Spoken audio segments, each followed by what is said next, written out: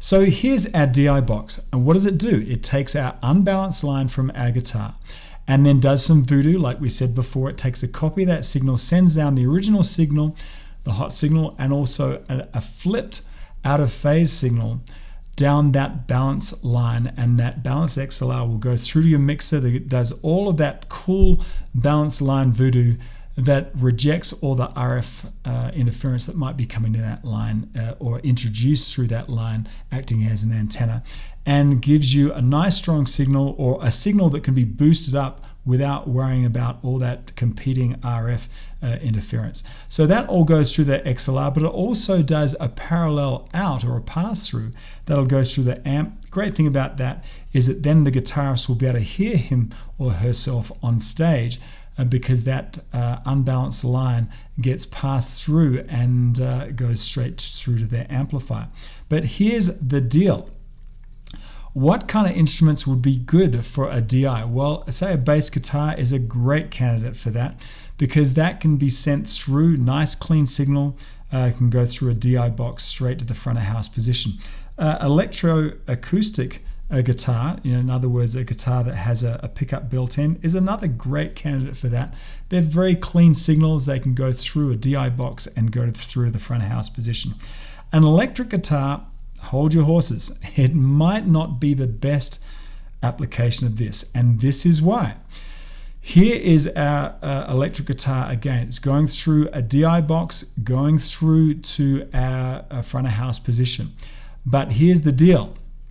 It's also going through the onstage amp, and here's the deal. If you've ever met any electric guitarists, have you ever met any electric guitarists? What do they turn up with? Do they turn up with just their electric guitar? No, they pull up with a really nice $2,000 boutique amp, a bunch of effects pedals. In short, they've spent big bucks getting the tone that they want.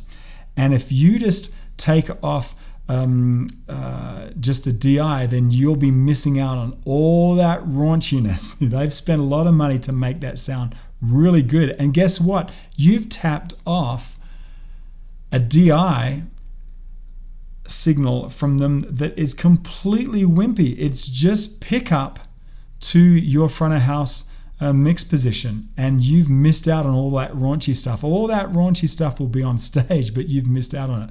How do you get that? Well, you just mic it up, and that way you have choice of whether you want to have the wimpy version and the raunchy version.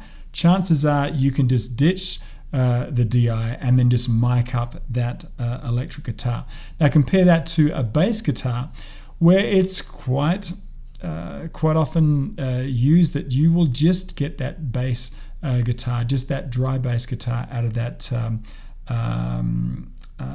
DI box. It's perfectly acceptable just to take that dry bass and then just bring it up, and then you'll have a very clean bass guitar.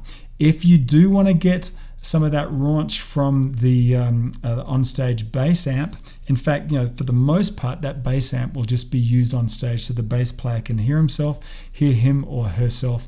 But if you do want to get that, then you can mic that up, and that way you'll have a choice between the dry bass and the amped bass as well.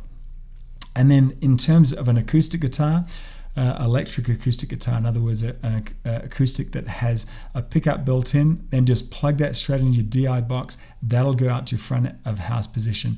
And in that case, DI box is just great, works fine.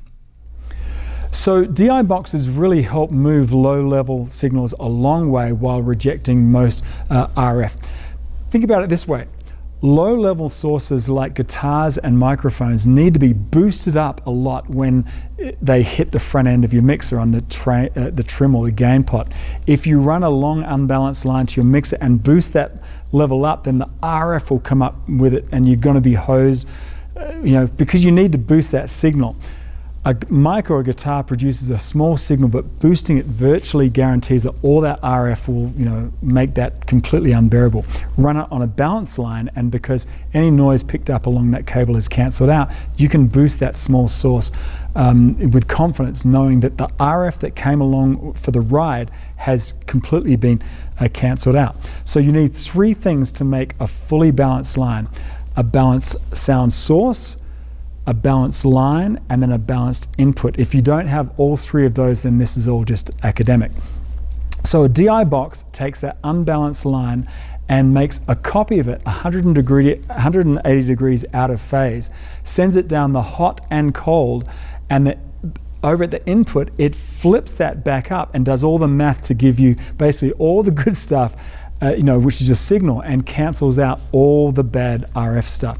Now, another benefit of the DI box is that you can lift the ground if you have ground loops, and we'll look at that in a little while. So I hope by now you'll be familiar with all the connections and how everything fits together. Are you able to kind of see the flow of signal? Sound sources like a vocal mic or a keyboard or acoustic with a pickup all flow out to a mixer, which then flow out to the front of house, and then monitor sends back on stage.